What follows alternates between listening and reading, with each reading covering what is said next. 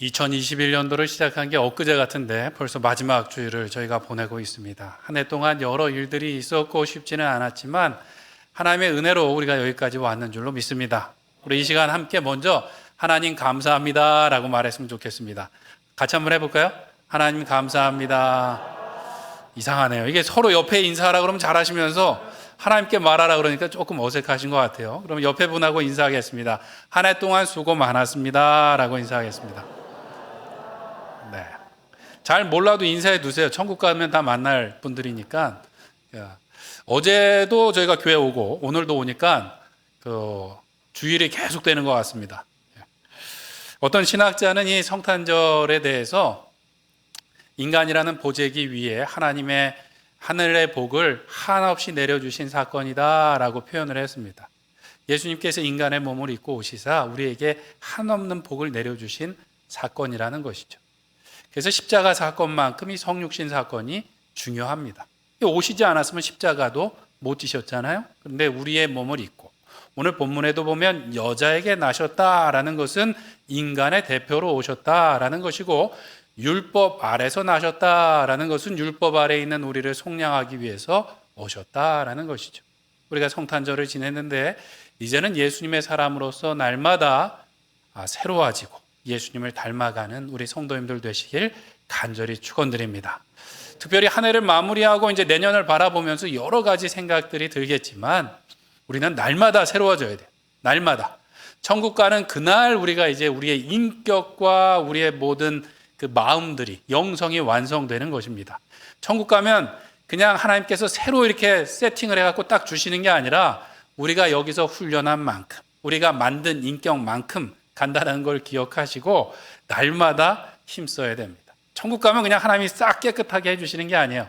우리가 여기서 노력한 그대로 가게 되니까 날마다 최선을 다해서 우리의 삶을 주님 앞에 올리기를 원합니다. 어떻게 하면 우리가 그렇게 새로울 수 있을까요?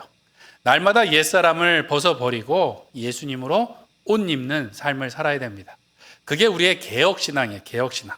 천주교가 왜 타락했는가? 머물러 있기 때문에 그러니까 우리는 날마다 새롭게 될 것이다 라고 나온 것이 우리의 개혁신앙입니다.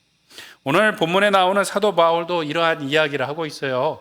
갈라디아 교인들에게 과거로 돌아가려고 하지 말고 새로운 삶을 사십시오 라는 이야기를 합니다. 4절에 보니까 때가 참해라고 말합니다. 때가 참해. 때가 됐다라는 것은 이제 새로운 시대가 되었습니다 라는 선언입니다. 때가 찼다라는 것은 그 헬라어 본문 가운데 말 그대로입니다. 시간이 가득 찼다라는 거예요. 그런 이제 다른 말로 하면 그 때가 무르익었다라는 거예요. 어떤 때가 무르익었는가? 하나님께서 죄로 인해서 죽을 수밖에 없는 사람을 구원해 주시겠다고 약속을 하셨는데 이제 그 때가 다 돼서 예수님을 보내주셨다라는 이야기를 하고 있는 것이죠. 하나님께서 예수님을 보내주신 이유에 대해서 오늘 본문 5절에 보면 이렇게 말씀합니다. 율법 아래에 있는 자들을 속량하시고 우리로 아들의 명분을 얻게 하려 하심이라 라고 말씀하고 있어요. 예수님을 우리에게 보내주셨는데 그 이유가 율법의 종노릇하는 우리를 자유케 하시기 위해서 그리고 하나님의 아들이라는 명분을 얻게 하시기 위해서 예수님을 보내주셨다라는 것이죠. 이제 우리는 종이 아니라 하나님의 아들로서 살아가야 되는 것이고요. 새로운 삶을 살아가야 된다라는 것입니다. 사도 바울이 이것을 고린도 교회 성도들한테 하고 있는 이유는 갈라디아 교인들에게 하고 있는 이유는 자꾸 과거로 돌아가려는 이런 움직임들이 있었기 때문인 것이죠. 바울이 1차 전도 여행 때 이 갈라디아 지방은 어디인가 하면 터키의 중부 지방이에요. 비시디아, 안디옥, 루스드라, 이고니온이라는 도시들이 있는 곳입니다. 바울이 그곳에서 전도할 때 쉽지가 않았었습니다. 유대주의자들이 바울을 반대하면서 사람을 선동해갖고 바울을 막 몰아내기도 하고요. 죽을 만큼 돌로 쳐서 바울을 그 바깥에 버려버리기도 했습니다. 이런 어려움 가운데 세워진 교회들인데 바울이 떠난 후에도 쉽지는 않았습니다. 율법주의를 신봉하는 거짓 교사들이 들어와서 잘못된 가르침을 전파하고 있었어요. 그래서 지금 바울이 이야기하고 있는 것입니다. 어떤 가르침을 전했는가? 예수님을 믿는 것은 좋은데 예수만으로는 부족하기 때문에 율법에 명한 절기와 할례를 시행해야 된다라는 것을 전파하기 시작했어요. 그리고 바울의 그 가르침을 부정하기 위해서 바울을 공격하기도 했습니다. 바울이라는 사람은 원래 사도가 아닙니다. 원래 사도는 12명이고 바울은 나중에 부활하신 예수님을 만났다고 하는데 그 권위가 어디 있는지 우리는 알 수 없습니다. 그의 가르침은 사람에게 기초한 것이지 예수님의 진짜 제자가 아니에요 라고 이제 주장을 하면서 진짜 바로 믿는 것은 예수님뿐만 아니라 유대인들이 여태까지 지켜왔던 그 율법의 유산을 이어가는 것입니다 라고 주장을 했던 것이죠. 이런 주장이 꽤 설득력이 있었던 것 같아요. 많은 사람들이 흔들렸을 뿐만 아니라 아마 이것이 잘 먹혀 들어갔던 이유는 갈라디아 교인들은 어떤 사람들이었는가 하면 이방 나라에 살고 있었어요. 이방 나라 중에서도 로마가 지배하고 있는 시대에 살고 있었던 거예요. 그러니까 예수님을 믿기 전에 이 사람들은 어떤 삶을 살았는가? 그리스 로마 신화에 나오는 제우스와 아폴로, 비너스, 헤르메스 같은 이런 우상들을 섬기면서 그 종처럼 살아가고 있었던 사람들이에요. 그리고 당시에는 천문학이라는 건 뭐 과학이라는 것이 없었습니다. 별을 보고 그 다음에 무슨 일이 일어날까 이렇게 점치는 점성술 같은 것이 발달했어요. 근데 지금도 뭐 이사할 때 되면은 무슨 없는 날 이사해야 되나요? 손 없는 날. 무슨 손인지는 모르겠어요. 손 없는 날 하면은 이사비만 비싸고 하여튼 어려운데 옛날엔 더 했던 것이죠. 점성술을 뭐 이렇게 살피면서 우상들을 섬기는 사람들에게 유대교 배경이 있었던 사람들의 이런 가르침이 잘 먹혀들었어요. 보니까 뭔가 그럴듯한 형식이 있고 뭔가 행위가 있는 것이 좋더라는 것이죠. 그리고 절기를 지킨다고 하니까 이게 이런 절기구나, 이런 의미가 있구나. 그러니까 사람들에게 아마 이렇게 잘 받아들여졌던 것 같습니다. 뭔가를 뺀다고 하면 어려운데 더 하자고 하니까 아마 거부감 없이 잘 받아들였던 것 같아요. 그런데 진리라는 것은 복잡한가요? 단순한가요? 진리는 단순합니다. 단순해. 진리는 단순한 거예요. 뭔가 자꾸 덧붙이는 것은 뭔가 옳지 못하기 때문에 그것이 진리가 아니기 때문에 자꾸 설명해야만 되기 때문에 그것이 복잡해지는 것이죠. 새로워지기 위해서는 옛것을 버리고 이 진리를 붙잡아야 됩니다. 진리라는 것은 더하기가 아니라 빼기라는 거예요. 그런데 이것이 쉽지가 않습니다. 사람의 마음이 불안하기 때문에 자꾸만 옛것을 붙잡으려고 하고 하나라도 더 붙잡고 있으려고 하는 이런 잘못된 습성이 있다라는 것이죠. 우리가 살아가면서도 그렇습니다. 옷은 새로운 게 좋고 사람은 오래일수록 좋다 그러는데 그러다 보니까 뭔가 우리는 새 것을 좋아하는 것 같지만 옛날 것을 이렇게 자꾸 붙들고 변하지 않으려는 속성이 있어요. 우리가 살아가면서 뭔가 운동을 배울 때도 그런 것 같아요. 탁구를 배울 때 탁구를 어떻게 해야 되는지 분명히 선생님으로부터 레슨을 잘 받습니다. 그러면 스윙을 어떻게 해야 되는지 분명히 머릿속으로는 알고 있는데 팔은 엉뚱하게 움직여요. 어렸을 때 동네에서 친구들하고 그냥 장난치듯이 그렇게 팔이 움직입니다. 분명히 제 머릿속에서는 명령을 내렸는데 마치 새 책을 사서 한번 이렇게 접고 나면 잘못 접으면 계속 그렇게 삐뚤게 접히지 않습니까? 그런 것처럼 이 몸의 습관이 잘 바뀌지 않는 경우가 있어요. 운동만 그런 게 아니라 우리의 먹고 사는 일도 그렇습니다. 저는 365일 다이어트를 하는 것 같아요. 시작했다가 그러면 이제 저녁이 되면 내일부터 해야지. 그리고 이제 새로 시작하고 하는 일들이 있습니다. 마음을 좀 독하게 먹고 살을 빼기도 빼요. 빼면 한 5kg 막 6kg 빠지는데 뺄 때는 한 달 걸리는데 다시 원상복구되는 데는 한 일주일이요? 이틀만 잘 먹으면 그냥 뭐 5kg 정도는 그냥 쪄지더라고요. 왜 그럴까요? 옛날에 익숙한 대로 돌아가려는 것들이 있고요. 우리 마음속에 우리 몸이 우리를 속이는 거예요. 우리 몸이 속여요. 이게 제일 좋은 거야 라고 그러면서 속이는 거죠. 더 심각한 경우도 있습니다. 아주 어려운 질병이 걸려서 병원에서 아주 중한 치료를 받는 거예요. 수술을 받고 나면 의사 선생님과 상담을 하지 않습니까? 그러면 이제 관리가 더 중요합니다라는 얘기를 꼭 하세요. 관리가 중요합니다. 어떤 관리가 중요한가? 술, 담배 끊고 그다음에 이런 음식들은 피하고 그다음에 생활 패턴을 이제 바꾸셔야 돼요. 스트레스를 받지 말으시래요. 스트레스를 어떻게 안 받고 살 수가 있는지는 모르겠는데 의사 선생님들은 꼭 그런 얘기를 하세요. 그래서 그러면 그런 설명을 들으면 환자들이 뭐라 그럴까요? 저는 못하겠습니다라고 말하는 사람은 단 한 명도 없어요. 반드시 그렇게 내가 살겠습니다라고 약속을 해요. 그런데 조사를 해봤더니 1년 후에 한 30% 정도는 다시 옛날 생활 방식으로 돌아가더라는 거예요. 3년이 지났더니 60에서 70%가 그냥 옛날의 생활 방식으로 돌아가더라는 거예요. 먹고 싶은 거 먹고, 그다음에 그냥 예전처럼 그냥 살아가더라는 것이죠. 왜 그럴까요? 살만하니까. 이제 살만하니까 옛날로 돌아간다는 거예요. 아파서 죽을 것 같을 때는 뭐든지 할 것 같았는데 이제 조금 살만하니까 괜찮을 거야. 그러면서 이제 옛날로 돌아간다라는 것이죠. 우리의 신앙생활도 마찬가지입니다.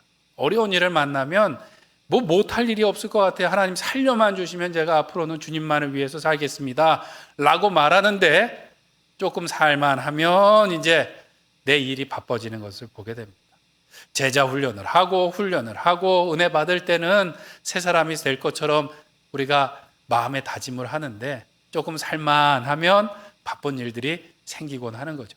제자 훈련을 끝냈다고 제자가 다 되는 것도 아니고요. 수료증을 받았다고 이제 뭐 아무것도 안 해도 되는 것이 아니라는 것이죠. 예수님의 제자가 되는 것은 날마다 예수님을 따라가고 아까 말씀드린 것처럼 우리 죽을 때 완성되는 거예요. 하나님 나라 갈 때 완성되는 것입니다.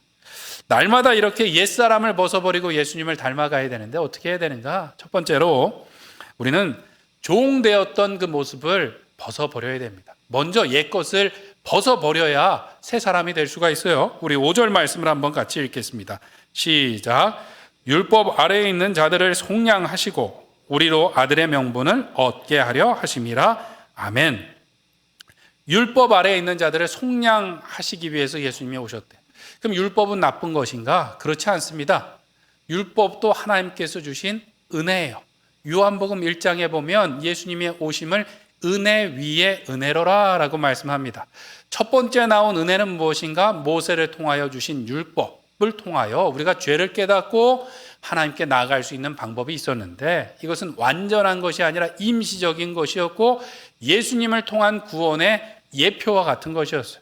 또 우리가 연약하기 때문에 율법을 통해서 구원에 이를 수가 없었습니다. 그래서 그 은혜 위에 은혜를 넣어주셨는데 그것이 무엇인가?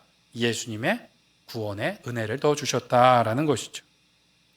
어쨌든 우리가 그 율법이라는 것에 종노릇하면서 매여 있었는데 그것을 해방시켜 주시기 위해서 예수님이 오셨다라는 거예요. 바울은 이 율법에 대해서 뭐라고 말씀하는가 보니까 이 갈라디아서에서는 초등교사다라고 말합니다. 초등교사. 초등학교 선생님은 아니고요. 옛날 성경에 보면 뭐라고 되어 있냐면 몽학 선생이다라는 그 단어가 있었어요. 기억하시죠? 새로 번역에는 나와 있지 않습니다. 근데 옛날에는 몽학 선생이라고 그랬어요. 이 몽학 선생이 무엇인가 하면 로마 시대에 귀족들은 자녀들을 위해서 개인 교사를 구한 거예요. 개인 교사를 구하는데 어느 나라 사람을 구하는가? 원어민을 구하는 거예요. 원어민. 어떤 원어민인가? 그리스 사람을 구하는 거예요. 우리나라 사람들이 미국 선생님을 구하는 것처럼 로마가 최강대국이었지만 문화나 학문은 어디에 속해 있는가? 그리스가 최고라고 생각했어요. 그래서 그리스인들 중에 선생님을 구해야 되는데 보니까는 잘 배우고 똑똑한데 뭔가 문제가 잘못돼서 노예가 된 사람들이 있는 거예요. 그러면 그런 사람들을 데려다가 자녀의 몽학 선생, 초등교사로 만드는 것이죠. 그러면 아이들이 어릴 때는 이 노예이며 선생님의 말을 절대로 복종해야만 됐습니다. 주인의 자녀이지만 이 선생님의 말을 따라 사는 것이기 때문에 사실 노예보다 어떻게 보면 못한 처지에 있을 수 있다라는 것이죠. 그런데 때가 차서 성인이 되고 나면 어떻게 되나요? 주인으로서의 삶을 살게 되는 것이죠. 더 이상 이 몽학 선생의 말을 들을 필요가 있나요? 없나요? 없다라는 거예요. 없다는 거예요. 엊그제까지는 그냥 이 노예 선생님의 말을 들었는데 성인이 되고 나면 실수가 있든지 없든지 이제는 주인으로서 살아가게 된다라는 것이죠. 유대인들은 12살 때 이런 성인식을 치르게 됩니다. 12살 생일이 지나고 나면 아버지의 손을 잡고 회당에 가는 거예요. 그러면 아버지는 그렇게 기도한대요. 하나님, 이제는 이 아이를 책임지는 일에서 벗어나게 해주셔서 감사합니다. 그러고 이제 아이들을 이제 하나님께 맡기는 거예요. 그 아이는 뭐라고 기도하는가? 하나님, 어린아이에서 이제 성인이 되게 하심을 감사합니다. 앞으로는 율법을 잘 지키며 율법에 헌신하며 살겠습니다라고 서원하며 기도한다라는 것이죠. 그렇게 하면서 이제 소년이 아니라 성인으로서 책임과 권리를 갖고 살아가게 됐다라는 거예요. 로마 사회에서는 이거보다 좀 나이가 좀 높았다고 합니다. 14살에서 17살에 비슷한 어떤 그 의식을 치르게 되는데, 로마 사람들은 토가라는 이 망토를 걸치고 다녔어요. 성인이 되기 전에도 망토가 있긴 있는데 조금 어른들 거하고는 색깔이 다르고 모양이 좀 달랐다고 합니다. 성인식을 치르면 어른들이 하는 그 색깔의 망토를 두르고 이제 성인으로서 광장에 나가서 토론도 하고 정치적인 일에 참여하면서 뭔가 이제 어른으로서 생활을 하게 되는데, 그러기까지 중요한 의식 하나가 있다고 합니다. 성인식을 하는데 중요한 의식은 무엇인가 하면, 남자아이들은 공 하나를 가지고 가고 여자아이들은 인형을 하나 가지고 가서 아폴로 신전에 그것을 바치게 된대요. 왜 그랬을까요? 옛날 어릴 때 일을 이제 나는 버립니다라는 의식을 취한다는 거예요. 성인이 된다는 것은 옛날에 공놀이 하던 이제 아이가 아닙니다. 인형놀이 하던 아이가 아닙니다. 이제 나는 성인으로 살아갑니다라는 의식을 취했다라는 것이죠. 성인이 된다라는 것은 먼저 어린아이의 일을 버리는 것입니다. 사도 바울이 지금 말하고 있는 것도 그건 것이죠. 어린아이의 일을 버렸는데 왜 다시 돌아가려고 하느냐라는 거예요. 물론 엊그제 어린이였다 성인식을 치르면 뭐 얼굴 모양이 금방 변하는 것은 아니지만, 왜 자리가 사람을 만든다고 하지 않습니까? 어른이 되고 나면 그에 걸맞는 행동들을 하면서 변하게 되는데, 이 갈라디아 교회 성도들이 예수 그리스도를 통하여서 율법에서 속량되었는데 왜 다시 그리로 돌아가려고 하느냐라는 이야기를 합니다. 9절에 보면 우리가 읽진 않았는데 이렇게 말씀합니다. 이제는 너희가 하나님을 알 뿐 아니라 더욱이 하나님이 아신 바 되었거늘 어찌하여 다시 약하고 천박한 초등학문으로 돌아가서 다시 그들에게 무엇하려 하느냐? 종노릇하려 하느냐라고 말하고 있어요. 종노릇하려고 하느냐. 몽학 선생한테 왜 다시 들어가서 배우려고 하느냐? 박사학위를 땄는데 이제 왜 다시 가나다라를 배우려고 지금 가려고 하느냐라는 이야기를 하고 있어요. 바울이 말하는 이 천박한 초등학문이라는 것은 무엇인가 하면, 물론 1차적으로는 유대주의자들이 내세웠던 할례를 받아야 됩니다, 절기를 지켜야 됩니다라는 율법의 어떤 행위들을 이야기하는 것이고요. 뿐만 아니라 약하고 천박한 이 초등학문이라는 것은 당시 사회에 유행했던 여러 미신들과 또 우상 숭배와 관련된 것들이었죠. 세상 사람들처럼 살아가려고 하느냐? 이미 끝났던 율법을 지키면서 자기의 육신을 자랑하려고 하느냐? 왜 육신을 괴롭게 하려고 하느냐라는 이야기를 하고 있는 것입니다. 바울은 이것을 이제 벗어버려야 된다라는 이야기를 하고 있어요. 말씀드린 것처럼 신앙이라는 것은 뭔가를 자꾸 더하는 것이 아니라 빼는 것입니다. 빼는 거예요. 무엇을 빼는가? 우리가 의지하고 있는 것, 내가 여전히 붙잡고 있고 놓지 못하는 것을 이제 놓고 빼는 것입니다. 그리고 무엇만을 붙잡는가? 하나님만을 붙잡기 위해서 여전히 손에 움켜쥐고 있는 것을 내려놓는 것이죠. 우리가 붙잡고 있는 것은 무엇인가? 세상 사람들처럼 물질을 붙잡을 수도 있고요. 어떤 학벌이나 지위나 힘을 붙잡고 있을 수도 있습니다. 마치 율법을 지키는 것처럼 교회 안에서도 내가 커 보이기 위해서 내 신앙생활이, 내 봉사가, 내 헌신이 얼마나 큰지를 사람들에게 보이려고 살아가는 실수를 할 때가 있다라는 것이죠. 이러한 일들이 세상에서 여전히 유효하게 보일 때가 있습니다. 세상에서 돈 있고 힘 있는 사람들이 떵떵거리고 살아가는 것을 보면은 우리 마음속에도 부러운 마음도 들고 저렇게 해야 되는 거 아닌가 흔들리기도 한다라는 것이죠. 그런데 사도 바울은 갈라디아서 3장에서 이와 같은 것들이 어리석은 것이고 헛된 괴로움을 더하는 것이다 라고 말하고 있어요. 쓸데없는 것으로 우리를 괴롭게 하지 말라라고 이야기하고 있는 것이죠. 오늘날 그리스도인들이 세상 사람들 가운데 비난받고 있는 이유는 왜 그런가? 세상 사람들과 다르다고 하는데 실제로 보니까 다르지 않더라는 거예요. 세상 사람들이 좋아하는 돈이나 권력이나 힘이나 뭔가 좋은 것들을 쫓는 것들이 비슷하더라는 것이죠. 우리가 아니라고 하면서 비슷하게 살아가고 있기 때문에 오히려 세상 사람들에게 손가락질 받고 있다는 것입니다. 영성신학자 헨리 나우에는 이 기독교인들이 가장 유혹받기 쉬운 것이 무엇인가? 힘이라는 거예요. 예수님께서는 사랑하라고 말씀하셨는데 이 사랑을 대체할 수 있는 가장 손쉬운 대체물이 무엇인가? 힘이라는 것이죠. 하나님을 사랑하기보다 하나님처럼 되는 게 더 쉽고요. 하나님처럼 힘을 갖는 게 더 쉽고, 나의 이웃을 나의 형제를 사랑하라고 말씀하셨지만 사랑하기보다는 통제하는 게 더 쉽다는 거예요. 이렇게 하십시오, 저렇게 하십시오 라고 말하는 게 더 쉬우니까 하나님 힘을 주세요, 능력을 주세요 라고 말할 때가 있다라는 것입니다. 바로 우리 안에 이런 세상 사람들과 같은 모습들, 옛날에 죄된 습성들이 있진 않은지 우리가 돌아보길 원합니다. 그리고 한 해를 마무리하면서 우리 안에 있는 잘못된 죄된 습관들과 또 우리 안에 우리가 의지하고 있는 하나님이 아닌 것들 우리가 내려놓고 새 사람을 입는 우리 로뎀교회 성도님들 되시길 간절히 축원드립니다. 우리가 의지하고 있고 우리가 아니라고 하지만 우리가 얽매여서 그것 가운데 변하려고 하지 않는 것, 변하려고 하지 않는 그것을 내려놓고 새로운 성령으로 충만케 되시는 하나님의 자녀로서 살아가시는 우리 로뎀교회 성도님들 되시길 축원드립니다. 두 번째로 우리는 유업을 받은 아들로서, 딸로서 살아가야 된다라고 말씀하고 있습니다. 우리 7절 말씀을 같이 읽겠습니다. 시작. 그러므로 내가 이후로는 종이 아니요 아들이니 아들이면 하나님으로 말미암아 유업을 받을 자니라. 아멘. 아들이라고 한다고 딸들이 섭섭해할 필요는 없습니다. 아들이라고 말했던 것은 고대 사회에서 이 유산을 상속받는 것이 이제 아들이었기 때문에 오늘 성경에서도 그렇게 표현하고 있어요. 아들이라고 하는 것은 이 유업을 상속받는 사람인데 오늘 성경에서 말하는 하나님의 유업, 예비하신 그 유업은 무엇인가? 천국 가서 받을 상이 아니라 오늘 바울은 무슨 유업에 대해서 말하고 있는가? 성령이 주시는 모든 축복에 대해서 그것이 유업이다라고 말하고 있어요. 갈라디아서에서는 바울이 특별히 이 성령에 대해서 말씀하고 있습니다. 너희가 성령의 능력을 경험하지 않았느냐? 너희들이 이렇게 옛날의 생활 방식을 따르는 것은 성령의 은혜를 배신하는 것이다. 그것을 무시하는 것이다 라는 말씀을 합니다. 예수님이 오셔서 우리에게 예수님의 영, 아들의 영, 성령을 주셨다라고 말씀하고 있어요. 그래서 우리가 특권을 얻었는데 그 특권은 무엇인가?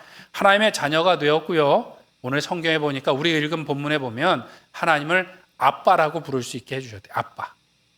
이 아빠라는 말은 이 한글로 아빠가 아닙니다. 원래 아람어로 아바라는 말이에요. 아바. 이 아바라는 말은 참 오묘하게도 한글의 아빠랑 비슷한 표현이기는 합니다. 이 아람어로 유대인들이 아버지를 친근하게 부르는 표현이 아바예요. 아바. 예수님께서도 기도하실 때 아바, 아버지요 라고 말씀하실 때 그것이 아빠와 비슷한 표현인 것입니다.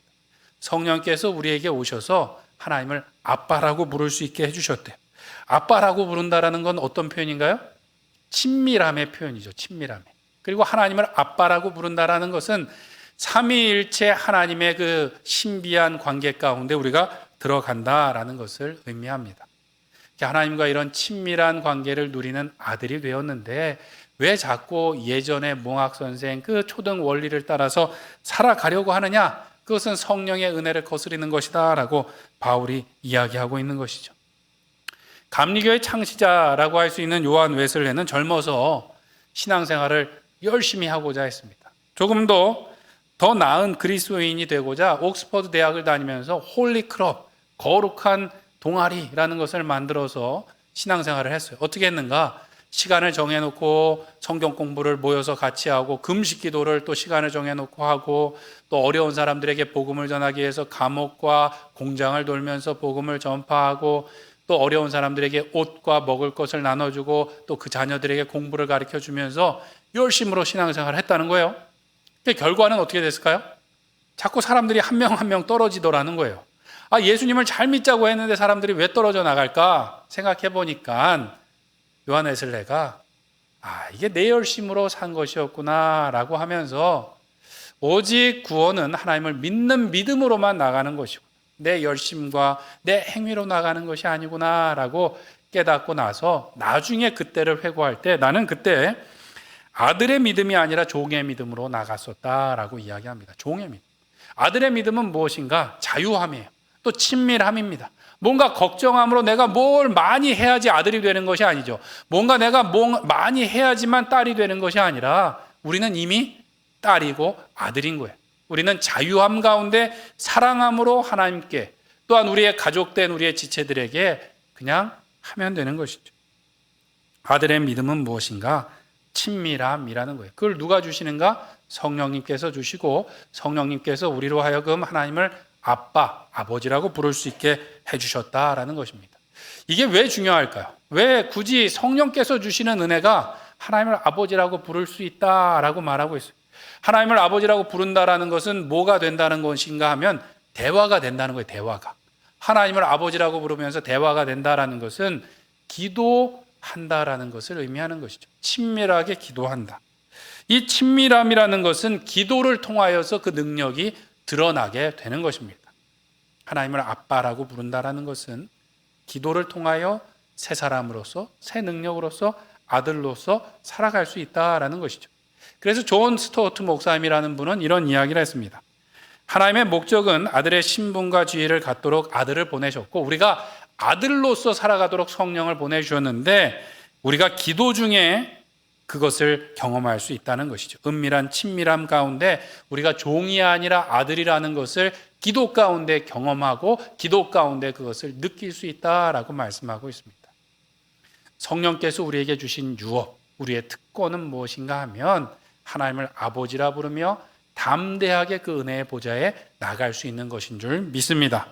구원받은 우리는 우리의 힘으로 사는 것이 아니라 하나님의 능력으로 살아가게 되는 줄 믿습니다. 가끔 신앙생활하면서 우리가 왜 이렇게 힘들까라고 생각해 보면 우리 삶에 힘이 너무 들어갔기 때문에 우리 삶에 내 생각이 내 방법이 너무 많이 들어갈 때 그렇습니다. 우리는 하나님을 아버지라 부르며 날마다 기도하며 교제하며 친밀한 그 관계 가운데 하나님의 능력으로 살아가야 될 줄로 믿습니다. 사랑하는 성도 여러분, 새해를 바라보면서 우리가 그동안의 잘못된 우리의 방식들, 생각들, 또 구습들을 다 내려놓고 하나님을 아버지라 부르며 기도하기에 힘쓰며 나의 능력과 나의 방법으로가 아니라 성령의 능력으로 살아가시는 하나님의 거룩한 자녀들 되시길 간절히 축원드립니다. 말씀을 맺겠습니다. 원래 성탄절이 되면 이 영화 틀어주는 영화 중에 사운드 오브 뮤직이라는 영화가 있어요. 그런데 알고 보니까 이 영화가 실화를 바탕으로 만들어진 영화라고 합니다. 트랩이라는 가족의 이야기인데요. 트랩 가족 노래단이라는 그 수기를 바탕으로 만들어졌어요. 영화를 우리가 보셨던 것처럼 그 영화에 나오는 가족은 오스트리아에서 굉장히 부유하고 또 뭔가 많은 그것을 누리고 살고 있었는데 나치 독일이 쳐들어오면서 뭔가 억압이 이루어지고 모든 것을 빼앗길 위기에 있었습니다. 그래서 몰래 도망쳐서 스위스 알프스를 넘어서 어디로 갔는가? 미국의 버몬트라는 그 도시에 정착을 하게 된다는 거예요. 대도시가 아니라 조금 시골로 갔어요. 이전의 생활과는 많이 달라졌습니다. 다행히 영화에서 본 것처럼 노래하는 어떤 재능들이 많아서 미국의 각지를 돌면서 이게 공연을 했대요. 공연이라고 해서 뭐 대단한 것은 아니었겠죠. 간증 집회를 한다든지 또는 그 노래를 하면서 사람들에게 이 자유에 대해서 이야기해 줬다라는 거예요. 오스트리아에서는 대저택에서 대단한 권세를 누리고 살았는데 미국의 시골 마을에 와서 각지를 떠돌면서 살았는데 이 사람들 마음속에 옛날이 그리웠을까요? 안 그리웠을까요? 그 수기에 보니까 옛날에 그 누리던 많은 그 편안함과 재산들이 전혀 그립거나 그것이 아쉽지 않다라고 기록하고 있어요. 왜냐하면 이곳에서 누리는 자유가 주는 평화와 또 기쁨이 더욱더 크기 때문이다라고 기록했다라는 것이죠. 예수 그리스도께서 우리를 죄와 또 이 사망의 그늘에서 또 율법의 종되었던 우리를 해방시킴으로 우리에게 자유를 주셨는 줄로 믿습니다. 이제는 우리가 종의 모습으로 두려워하며 사는 것이 아니라 주님께서 우리에게 주신 그 놀라운 능력 가운데 살아가야 될 줄로 믿습니다. 때로 우리가 신앙생활하다 보면 옛날이 그리울 때가 있어요. 옛날에 우리가 즐기던 것, 옛날의 생활 방식들이 우리가 그리울 때가 있는데 결코 그것이 우리에게 만족을 주지 못한다는 것을 깨닫고 한 해를 마무리하면서 우리 안에 있는 잘못된 습관들, 죄의 속성들, 우리의 굳어진 생각들을 내려놓고 하나님을 아버지라 부르며 성령의 능력 가운데 은혜 가운데 더욱더 가까이 나아가 하나님의 자랑스러운 자녀들로, 능력의 자녀들로 살아가시는 우리 로뎀교회 성도님들 되시길 간절히 축원드립니다. 우리 이 시간 함께 기도하도록 하겠습니다. 우리에게 오신 예수 그리스도를 본받아 하나님, 우리가 죄와 사망에 또한 율법의 그늘에서 자유케 하여 주시옵소서. 우리의 오랜 잘못된 죄의 습성들을 벗어버리게 하여 주시옵고, 하나님, 새해에는 하나님을 아버지라 부르며 더욱더 친밀한 기도의 자리에 나가게 하여 주시옵고, 성령의 은혜로 충만하여 살아가는 주의 자녀 되게 하여 주시옵소서. 우리 주여 한번 부르짖고 기도하겠습니다. 주여, 사랑이 많으신 하나님 아버지, 오늘도 주님 전에 불러주시고 하나님을 아버지라 부르며 예배할 수 있는 큰 은혜를 주신 것을 감사합니다. 오늘도 성령으로 충만케 하여 주시옵고, 우리를 얽매이고 있고 우리가 붙잡고 있는 모든 잘못된 과거의 습관들과 습성들을 내려놓게 하여 주시옵고, 오직 주님의 놀라운 은혜만으로, 은사만으로, 하나님 주의 도우심으로 살아가는 하나님의 자녀들 되게 하여 주시옵고, 자랑스럽고 당당하고 하나님 주님의 영광을 드러내는 주의 자녀 되게 하여 주시옵소서.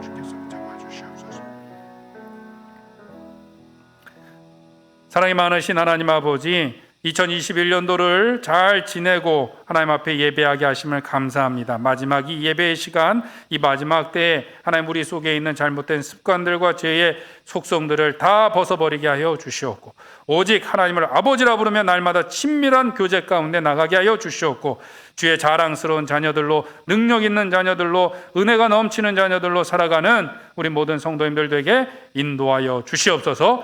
예수님의 이름으로 기도합니다. 아멘.